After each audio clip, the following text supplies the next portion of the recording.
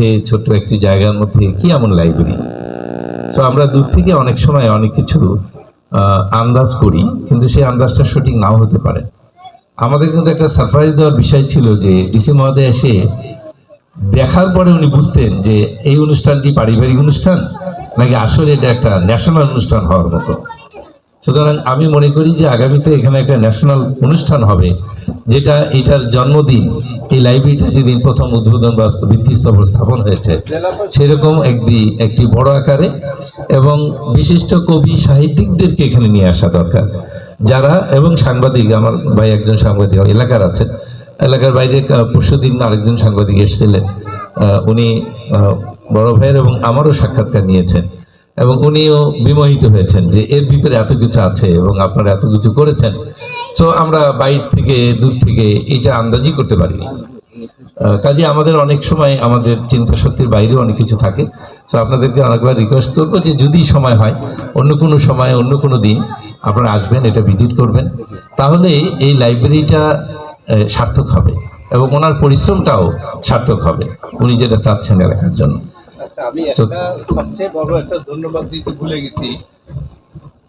এই যে সামনে যে অনিন্দ সুন্দর ডেকোরেশন, এই যে উত্তরীয় এই কাপ, মানে যত কিছু যিনি করেছেন, যার সাপোর্ট না হলে আসলে এত সুন্দর করে এই উদ্বোধন অনুষ্ঠানটি হতো না। আমার প্রিয় ভাই মিজান, একটু মিজানকে দাঁড়াতে বলি। আপনারা দেখেন অত্যন্ত গুণী এবং বড় শিল্পী এবং আপনারা মুগ্ধ হবেন। আমি তো মুগ্ধর উপরে মুগ্ধ।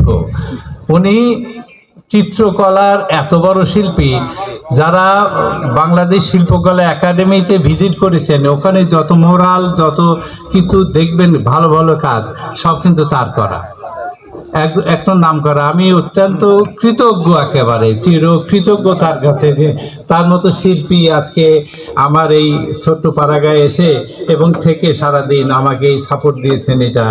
এটা শুধু মাটির টান। তার বাড়ি আমার থেকে এখানে 2 কিলোমিটার দূরে, এখানেই বাড়ি। এবং আমি কেন অনুতপ্ত যে কেন তার মতো মানুষের সাথে আমার আগে পরিচয় হয়নি। আমি তাকে একেবারে, আমি বলি আমার যে ভাইয়েরা আছে সবাই একটা করতালি দিয়ে তাকে আমরা অনেক ধন্যবাদ। আমরা অনুষ্ঠানকে যদি বিরতি দিয়ে দিই তাহলে অনেক সমস্যা তৈরি হবে। তো আমরা চাই এটা কন্টিনিউ করে যেতে, যে একজন যদি চান আমরা ইন্ডিভিজুয়াল নামাজ পড়ে দেবো, বাকিরা আমরা অনুষ্ঠান শেষে নামাজ পড়ে দেবো। এটা আমরা কন্টিনিউ করতে চাই। এবারে অতিথিবৃন্দের বক্তব্য। আমি প্রথমে বক্তব্য প্রদানের জন্য আহ্বান জানাচ্ছি অত্র এলাকার বিশিষ্ট লেখক ও কবি এবং উল্লাপাড়ার ইতিহাস বইয়ের রচয়িতা জনাব ফিরোজ আলম মহোদয়কে। আমি তাকে তার বক্তব্য